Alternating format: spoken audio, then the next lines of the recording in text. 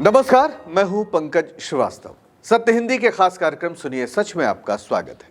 आज बात भारत के दो पड़ोसियों की जो कभी भारत के लिए सिरदर्द थे, लेकिन आज एक दूसरे को दर्द देने में होड़ लगा रहे हैं। जी हां, पाकिस्तान और अफगानिस्तान के बीच आज यही हो रहा है। पाकिस्तान ने अफगानिस्तान पर आतंकी हमले का आरोप लगाते हुए व्यापार को बंद कर दिया था, लेकिन इस फैसले ने उसी के व्यापारियों की कमर तोड़ दी है। पाकिस्तानी बाजारों में हाहाकार मचा है। उधर अफगानिस्तान ने ईरान से लेकर भारत तक व्यापार के नए नए रास्ते खोज लिए हैं। आखिर दो पुराने दोस्तों में यह दुश्मनी पनपी कैसे और इसका पूरे उपमहाद्वीप पर क्या असर पड़ेगा? क्या है ये डूरन लाइन जो दोनों देशों के बीच लंबे समय से विवाद का कारण बनी हुई है?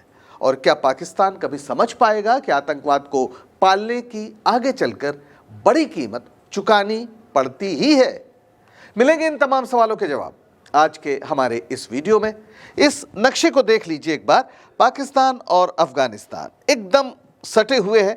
ये है वो डूरन रेखा जिस पर हम अभी आगे बात करेंगे। ये जो अफगानिस्तान है ये लैंड लॉक्ड है, यानी चारों तरफ जमीन है, देश है। कहीं कोई पानी का रास्ता इसके सामने खुला नहीं है, जैसे पाकिस्तान के सामने यहाँ पर अरब सागर है। इसके बारे में अभी हम विस्तार से बात करेंगे। पाकिस्तान के प्रधानमंत्री ये शहबाज शरीफ हैं और तालिबान सरकार के मुखिया सुप्रीम लीडर मौलाना हिबतुल्लाह अखुंदजादा। इन्हें अमीर अल मोमिनीन यानी वफादारों का कमांडर भी कहा जाता है। बहरहाल ताज़ा तस्वीर ये है, ट्रकों की लाइनें लगी हुई हैं। 11 अक्टूबर 2025 से पाकिस्तान ने अफगानिस्तान की सारी सीमाएं बंद कर दी। ट्रकों की कतारें इतनी लंबी हैं कि हवाई जहाज से देखिए तो लगेगा कि कोई नदी बह रही है। पाकिस्तान कहता है व्यापार और खून बहाना साथ नहीं चल सकता। पाकिस्तान का आरोप है कि तालिबान उसकी सीमा के अंदर आतंकी हमले करवा रहा है। अक्टूबर में पाकिस्तान ने अफगानिस्तान के अंदर एयर स्ट्राइक की थी, जिससे तालिबान भड़क गए। दोनों तरफ से गोलीबारी हुई, दर्जनों लोग मारे गए। उसके बाद व्यापार बंद करने का पाकिस्तान ने ऐलान किया, लेकिन 2 महीने भी नहीं बीते और पाकिस्तान कराहने लगा है।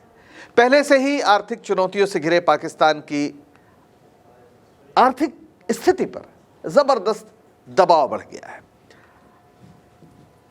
इस समय जो हाल है वो ये है, सीमेंट फैक्ट्रियां ठप हो गई हैं, अफगान कोयला बंद है। अब दक्षिण अफ्रीका से कोयला आ रहा है, कीमत 30,000 से 45,000 रुपए प्रति टन, जो अफगानिस्तान से सस्ते पे मिलता था।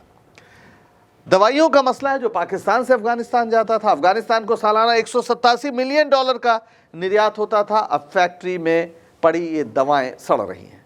और फल सब्जियां जिनके सड़ने में बहुत वक्त नहीं लगता, क्वेटा और पेशावर की मंडियां भरी पड़ी हैं, कीड़े लग रहे हैं, कीमतें आधी हो गई हैं। और जो खैबर पख्तूनख्वा में लोग सड़कों पर हैं, सरकार पर रोजगार छीनने का आरोप लग रहा है, क्योंकि उनका धंधा मंदा पड़ गया है।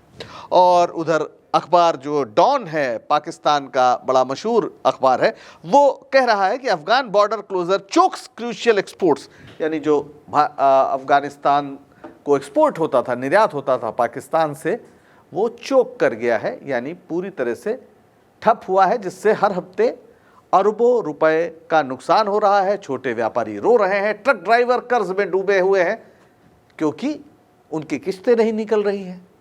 वैसे अफगानिस्तान का भी नुकसान है, लेकिन कैसा नुकसान है ये अभी हम बताते हैं आपको। ये पाकिस्तान पर निर्भर है।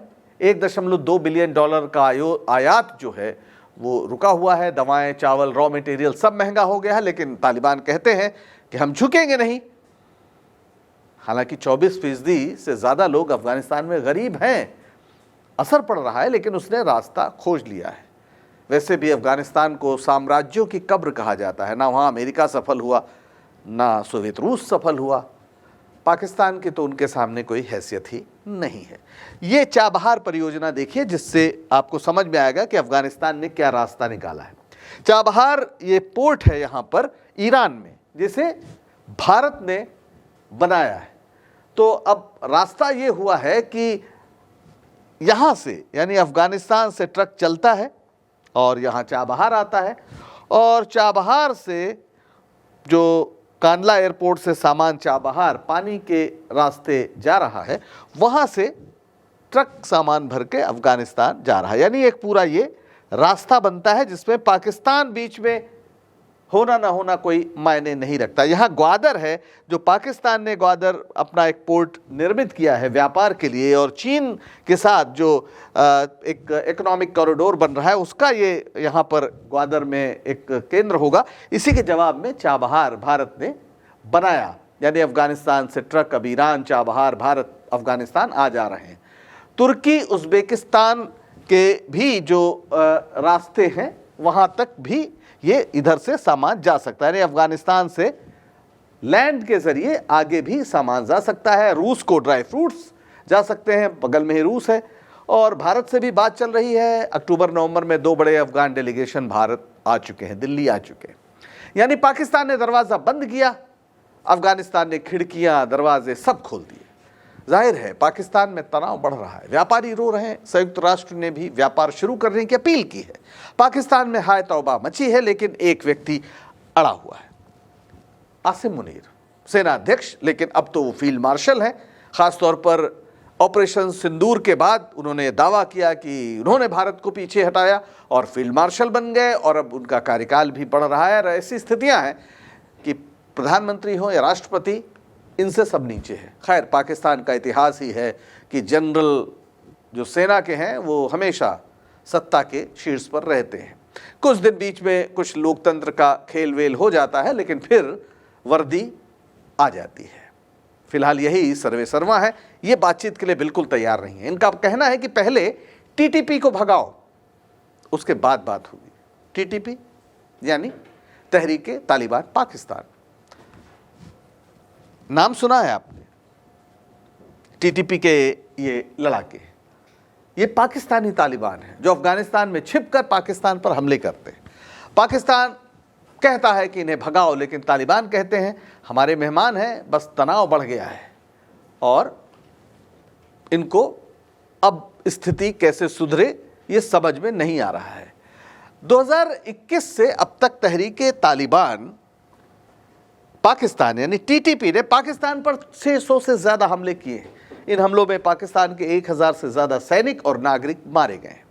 संयुक्त राष्ट्र संघ की रिपोर्ट बताती है कि अफगानिस्तान में पाकिस्तानी हवाई हमलों में 37 नागरिक मारे गए हैं और 425 घायल हुए हैं। पाकिस्तान का आरोप है कि अफगानिस्तान की सरकार में बैठे तालिबान की शह पर, उसकी सीमा के अंदर आतंकी हमले होते हैं। तहरीके तालिबान पाकिस्तान लगातार आतंकी हमले कर रहा है। वैसे चौंकाने वाली बात है कि जिस संगठन के नाम में पाकिस्तान हो, वो पाकिस्तान का ही दुश्मन बना हुआ है। इस कहानी को समझने के लिए थोड़ा पीछे जाना होगा। थोड़ा क्या, करीब 45-46 साल पीछे। ये रूसी सेनाएं 1979 में, सोवियत यूनियन की सेनाएं, माफ़ करिएगा, अफगानिस्तान में गई थीं। शीत युद्ध का ज़माना था। जवाब में अमेरिका ने सऊदी अरब और पाकिस्तान के जरिए स्थानीय विद्रोहियों को हथियार और संसाधन दिए।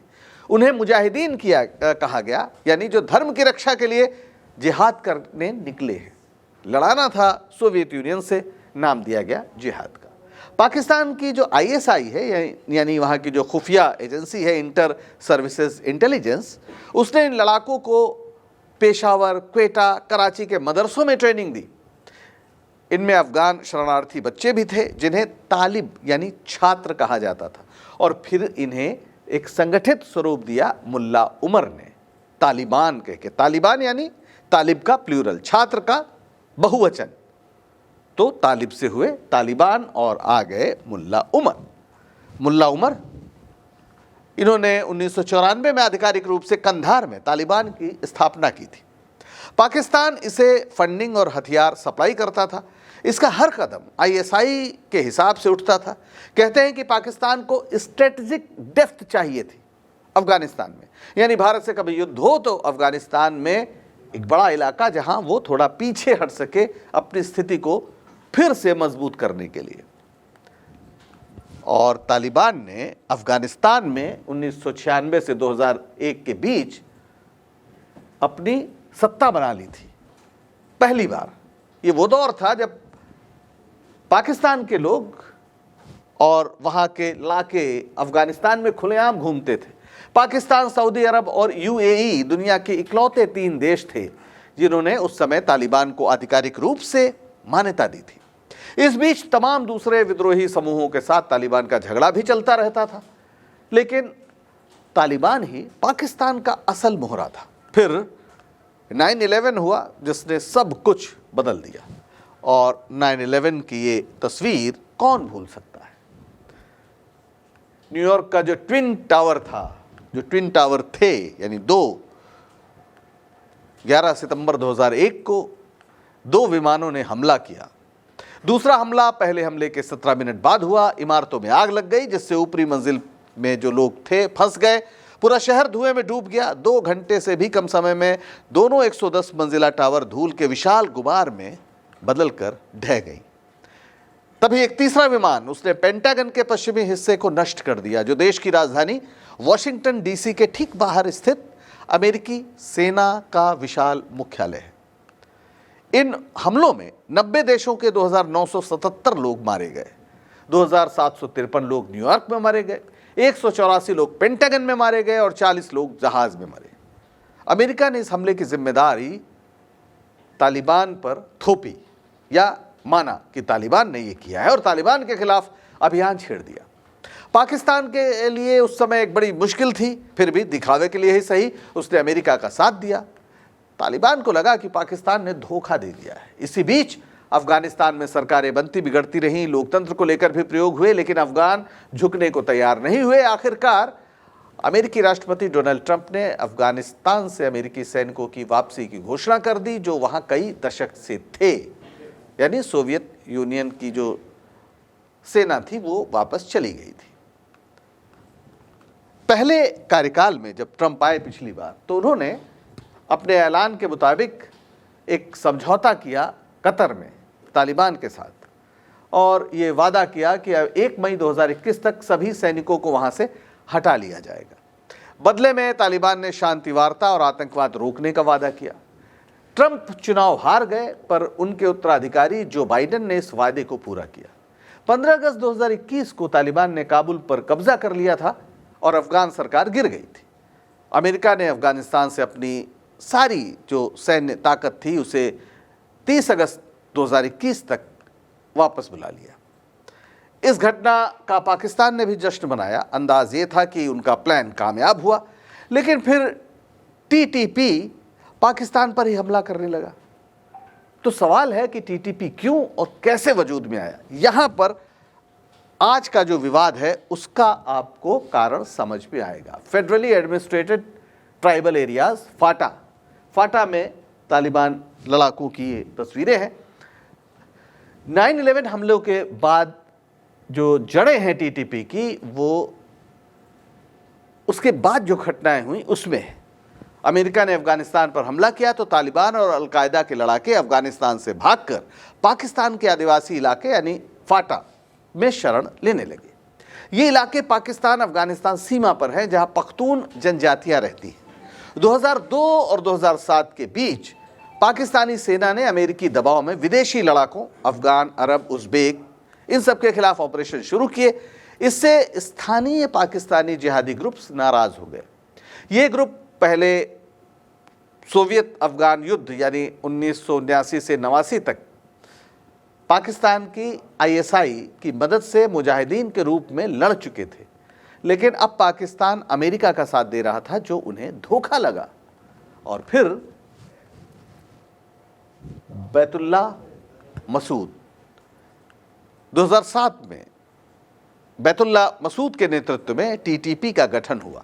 ये 40 से ज़्यादा छोटे छोटे पाकिस्तानी जिहादी ग्रुप्स का एक छतरी संगठन है।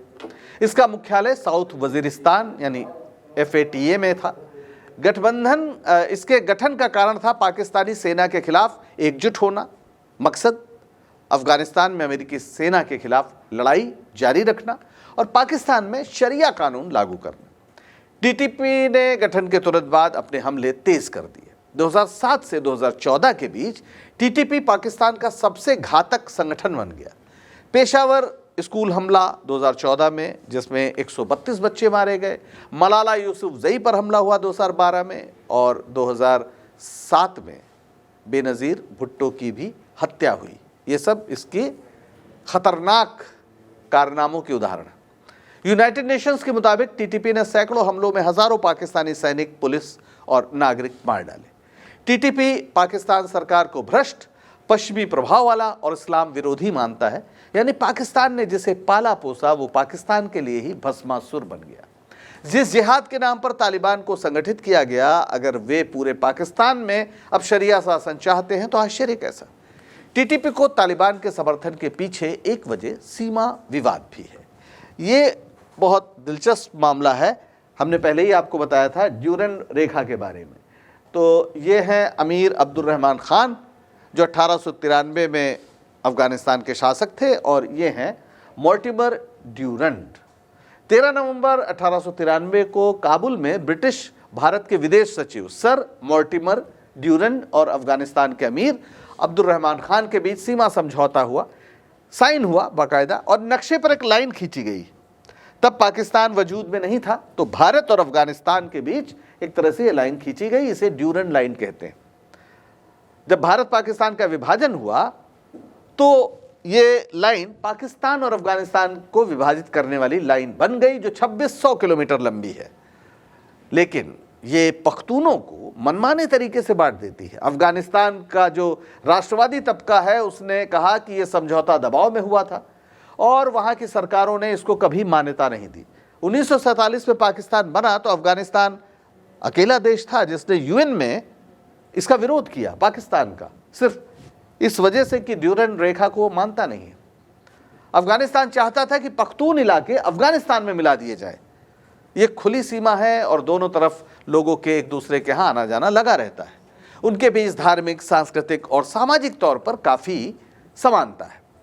अफगानिस्तान के लिए एक संवेदनशील मामला है, लेकिन पाकिस्तान को लगता है कि सैन्य झड़पों के जरिए आज़ाद पख्तूनिस्तान बनाने की तैयारी हो रही है, जिसमें पाकिस्तान का एक बड़ा क्षेत्र है, और वो इस सीमा पर फेंसिंग करता है, रोक रहा है पूरी तरीके से, ना कोई इधर से उधर जा सके, ना कोई उधर से इधर आ सके। और पाकिस्तान को ये भी लगता है कि साजिश में भारत भी शामिल है। हाल में ऐसी यात्राएं हुई हैं तालिबान की भारत में, जिससे उसके कान और खड़े हो गए। भारत में तालिबान को हमेशा आतंकी के रूप में माना गया है, लेकिन अब वे अफगानिस्तान के शासक हैं, ये एक हकीकत है, और उसी का नतीजा है ये तस्वीर। विदेश मंत्री तालिबान के अमीर खान मुतक्की और भारत के विदेश मंत्री एस जयशंकर बीते दिनों 9 से 14 अक्टूबर के बीच तालिबान के विदेश मंत्री मुतक्की भारत आए और विदेश मंत्री जयशंकर से मिले। वे देवबंद भी गए। हालांकि आधिकारिक रूप से तालिबान को भारत ने मान्यता नहीं दी है, लेकिन पाकिस्तान के भारत विरोधी पैतरों को देखते हुए तालिबान के साथ संबंध बेहतर करना एक कूटनीतिक कदम माना जा रहा है। पाकिस्तान ने सोचा था कि अफगानिस्तान से व्यापार बंद करके वो दबाव बना पाएगा, लेकिन अफगानिस्तान ने जिस तरह ईरान से लेकर भारत तक की खिड़कियां खोल दी हैं, उससे दांव उल्टा पड़ गया है। ऐसा लगता है कि पाकिस्तान ने जो घाव भारत को दिए हैं, वही घाव अब पाकिस्तान के शरीर पर भी नजर आ रहे हैं। क्या वो इससे सबक लेगा? ये आने वाले दिन बताएंगे। आज के लिए बस इतना ही। अगर सच बताने का हमारा ये प्रयास आपको पसंद आ रहा हो तो लाइक करें, शेयर करें और चैनल को सब्सक्राइब करें। सत्य हिंदी का ऐप भी डाउनलोड करें, जिसका पता वीडियो के नीचे डिस्क्रिप्शन में आपको मिल जाएगा। तो अब दीजिए इजाजत। नमस्कार।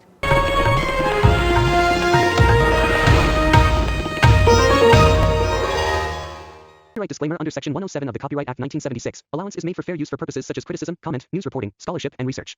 Fair use is a use permitted by copyright statute that might otherwise be infringing.